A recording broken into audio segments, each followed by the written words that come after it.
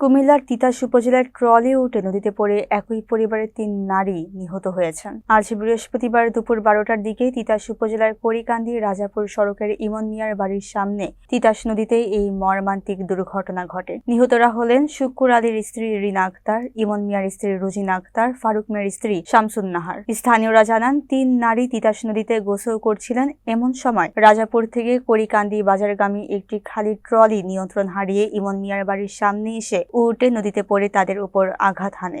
ঘটনাস্থলে রিনা ও রুজিনা মারা যান। আহত শামসুন নাহারকে উদ্ধার করে তিতাস উপজেলা স্বাস্থ্য কমপ্লেক্সে নিলে কর্তব্যরত চিকিৎসক তাকে মৃত ঘোষণা করেন। একই পরিবারের ৩ নারীর মৃত্যুর খবর ছড়িয়ে পড়লে আশেপাশের কয়েক গ্রামের শত শত মানুষ ঘটনাস্থলে ভিড় করেন এবং মৃতদেহ দেখে কান্নায় ভেঙে পড়েন। তিতাস থানার ভারপ্রাপ্ত কর্মকর্তা খালেদ সাইফুল্লাহ জানান, ঘটনাস্থলে আরও কেউ হতাহত আছে কিনা তা নিশ্চিত করতে ফায়ার সার্ভিসের একটি দল তল্লাশি অভিযান চালাচ্ছে।